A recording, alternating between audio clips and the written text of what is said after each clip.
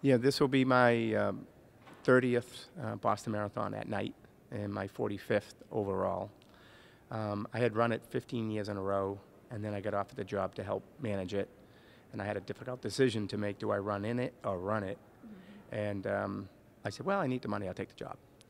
So I took the job, and I was standing at the finish line of the marathon, and everyone was finishing, and I felt really bad that I hadn't run it. So I tapped a state police trooper on the shoulder and said, officer, will you do me a favor? Will you drive me back to the start? He says, why, did you forget something? I said, yeah, I forgot to run. So he drove me back out, and 8 o'clock at night I started, and I finished at 11, and dead last. And I've been doing that for the last 29 years in a row. It was interesting. I have a photo of me on the starters platform about 18 years ago, and I'm holding Max in my hand, you know, and he's about 4 years old. So he's right there with the secretary, John Kerry, and just all these dignitaries, and never knowing then that someday he'd be on the ground ready to toe the line himself. And so I'm very proud that he's doing this. In fact, it's arguably the most special marathon for me now, knowing that my son is in the same race that I'm running, but also directing.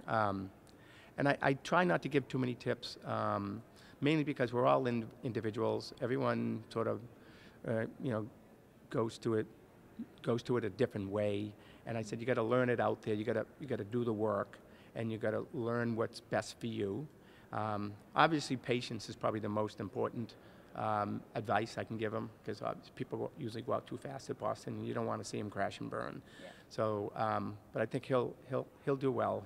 He's done the work. So I expect to put the medal on him when he crosses the finish line, give him a high five, and head back out to Hopkinton myself. Yeah.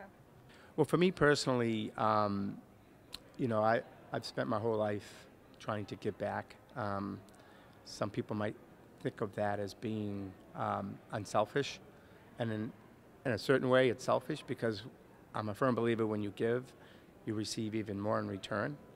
And so I've done all kinds of runs to raise money for charitable organizations. But since 2013, I became more affiliated with the Martin Richard Foundation. My younger son, Luke, was sitting in the bleachers that day, and Martin was across the street, and they were both the same age, and I can only think that they might have even been looking at each other. And, you know, Martin lost his life, and, you know, my son's still alive. And just that alone has driven me to do what I can to help that family. So I'm running on behalf of the Martin Richard Foundation, as is my son, Max. And collectively, Max and I have already raised over $80,000. You know, and it's not the amount of money, it's more just the effort put in to make a statement that we care and that we will never forget.